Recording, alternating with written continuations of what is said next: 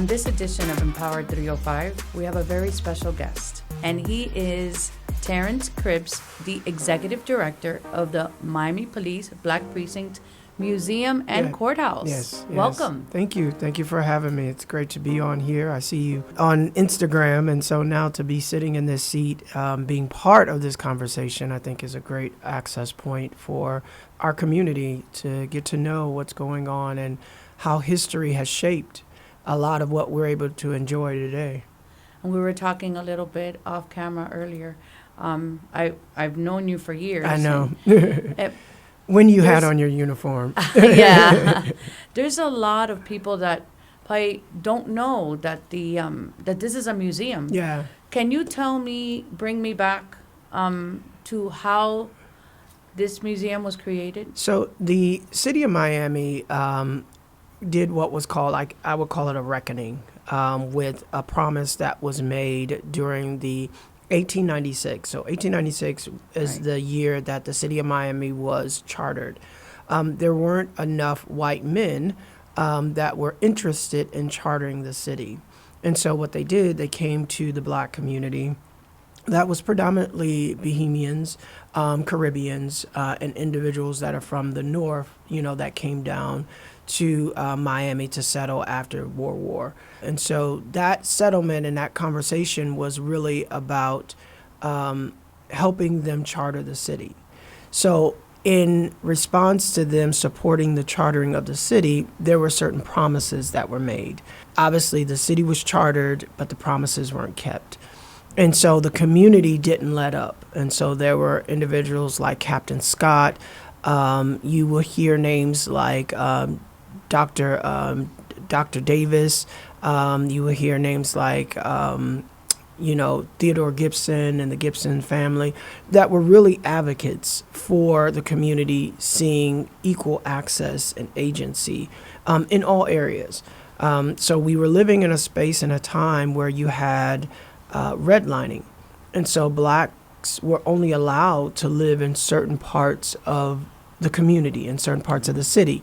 So because of that, there were a lot of inequities that were occurring. And so there was this push in the conversation started before 1940, 43, 42, but the actual implementation of the first five, who we know today as the first five, did not come into being until 1944. So 1944, we saw 5 of 16 that were actually going through this on-the-job training. So they were not allowed to go to the academy. They were not allowed. And these are the first 5? So you have Ralph White, you have Moody Hall, you have Clyde Lee, you have Edward Kimball, and you have John Millage.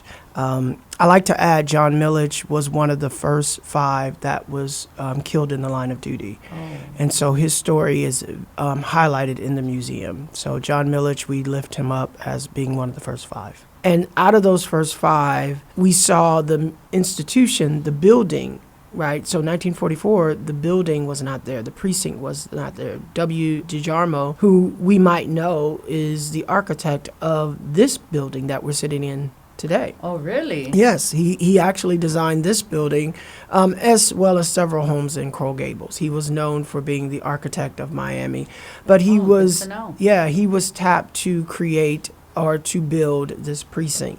To our knowledge, it's the only one in the nation. DiGiorno, this was the only precinct that he's ever architect and built.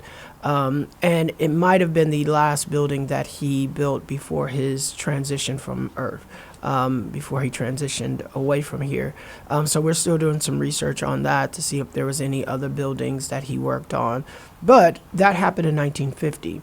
So between 1944 and 1950, you had these gentlemen being trained and serving at night because they didn't want to, in their words, stir up the community around these black officers being brought in as emergency patrolmen. So you have these patrolmen, black patrolmen, that are working at night. Yeah. And you have the main they're being trained at night. They're being trained at night. Yeah, but working during the day and night. Working, okay. Yeah.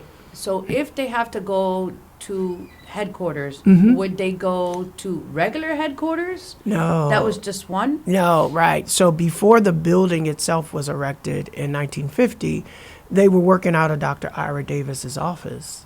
So that was their precinct. In fact, there's a picture that they're being sworn in front of his office. So you'll actually see that picture, and that's represented in the museum as well. And so that's where they worked out of until the building was built in 1950.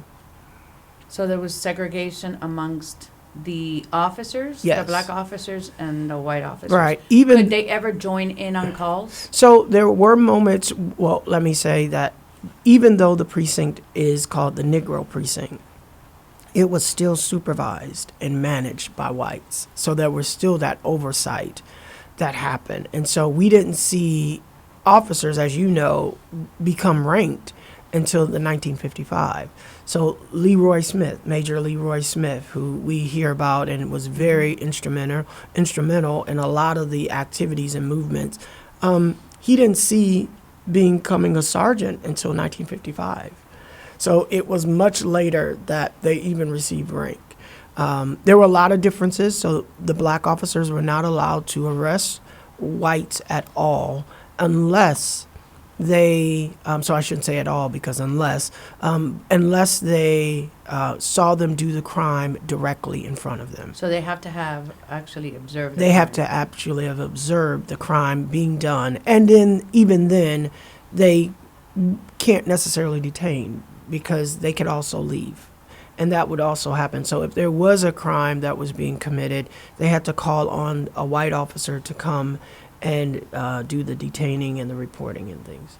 So you're telling me the story, but someone, John Q. Citizen, wants to go and visit the museum and the courthouse.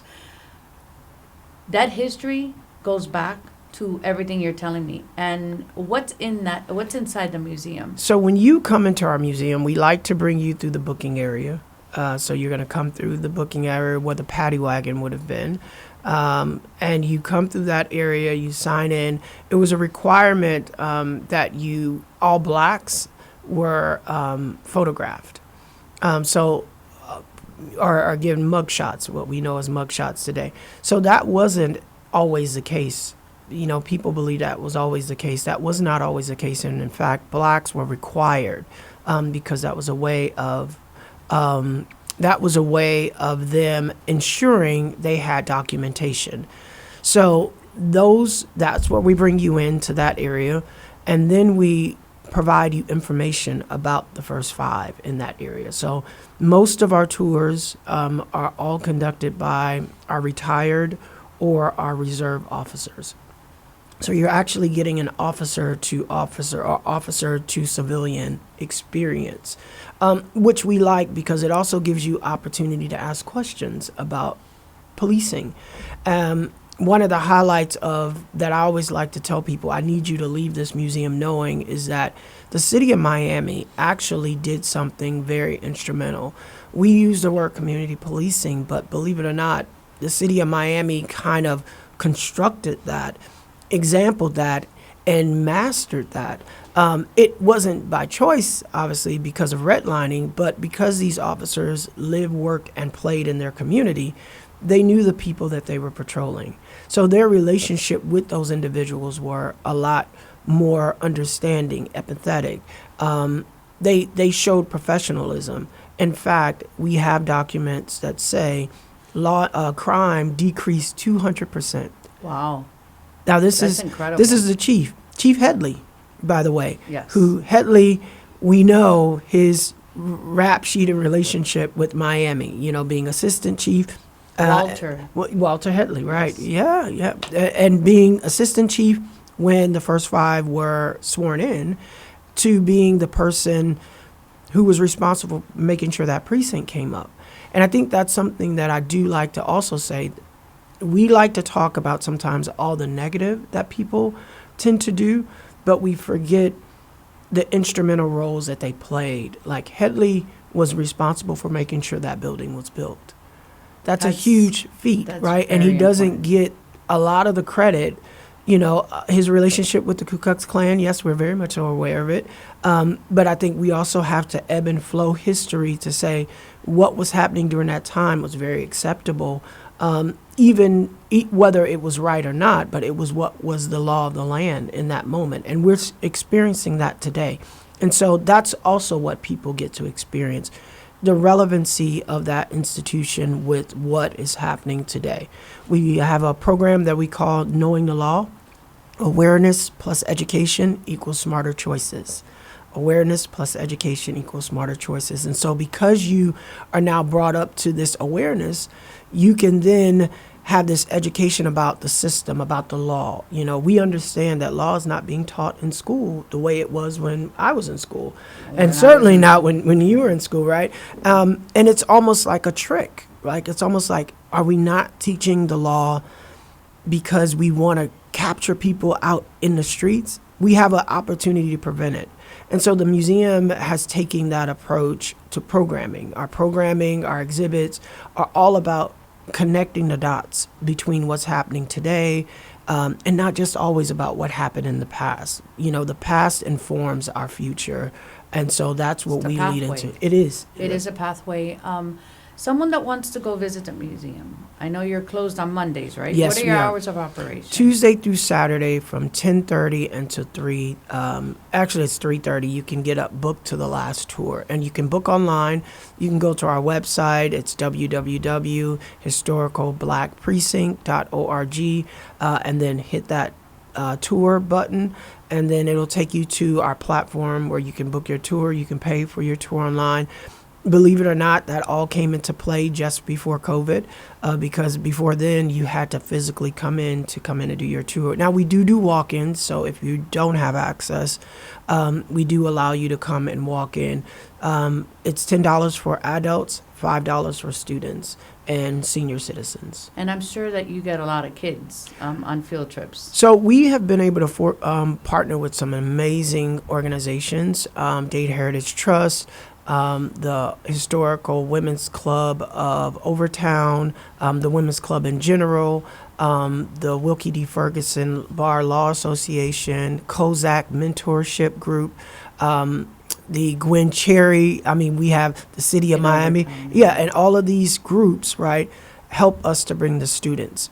And I say that because at one point we were in schools. At one point we were actually embedded in the suggested or optional tour for students that were coming and teaching about this, during the civil rights, right? So they would then follow up. Now the climate of our education system has somewhat stripped that away. And so we've had to lean into our outside organizations to help get us back into schools. We have recently garnered a stronger relationship with some of our school board members, so that we can come in and do what the programming that I just mentioned to you, Knowing the Law, in hopes that we could kind of have this conversation and preparing kids before they get out here and make, decisions that could impact their future. That's an incredibly important point that you made. Before we end our podcast, what is one of the many takeaways that you have from when you became director that you want to share with our listeners? Oh, man. I don't think that we can ever spend enough time honoring our elders. True. There has been an awakening that has happened in me. And I want to say I've always been driven to my elders. I've always sat at my elders' feet. But I think being at this institution has forced me, because the oral history stories I can only get from them. We're campaigning for oral history. We're asking people who lived in Miami, no matter what creed, color, religion, relationship you have. If you lived in Miami between the 1944s or before, we want you to come and tell your story, because that landscape will help us to better inform our visitors, better inform the world about how we can make better decisions. So I think that's been the biggest takeaway, that and incorporating art, so visual arts, music, and the prison population. So we recently, our current exhibit is featuring Gary Tyler, who was wrongfully convicted. It wasn't here in Miami, but it was in New Orleans, and he spent time in Angola prison. And anybody who knows about Angola know it's a toughie. But he spent 42 years there for a crime he did not commit, and he ended up having to vacate. And so he learned to quilt while he was there. And we currently have 2 of his quotes that are brought from our Art Basel show and ends the end of February. But we're consistently going to tell stories about those that are behind those bars, because we know there's a lot of talent that got caught up and they're not being seen and heard. And as an institution, as a museum, we believe that we can do that. And so that's another thing that I've made a poignant responsibility to bring to our community, to make sure we know they're still human. Look who just fought our fires in LA. Right? Who did they go out and get? They got these, and I'm not saying, it's always right that we're using convict leasing practices, but I will admit that there is a human side that we sometimes tend to forget when people, make wrong mistakes or do something. There's a part, that's why it's a rehabilitation process. It should be, right. And we're hoping that we can bring that to the forefront, and bring humanity back to it. And so, yeah, that's what I've been able to accomplish since I've been there, and I'm very grateful. I'm very grateful to the City of Miami Police Department. I tend to have a really good relationship since I've been there with the chiefs. They know me, Morales knows me, they know who I am. Yes. And it's because I have to be in conversation with them in order to make sure that they know we are there to speak to the positive of what is happening and what should be happening in Miami. Well, I want to thank you for preserving that Black rich culture that I very much love. You do. I definitely do. And I want to invite you back later in the year so that you can tell me a little more what the Black Precinct and Museum and Courthouse does. Yeah, we can talk about the courthouse side. That's a very good point, and that's why I want you to come back. I would love it. Okay, well, thank you Thank you much for being with me today. It's been a blast. And that's a wrap for Empowered 305. Join us next time, and don't forget to like, share, and subscribe.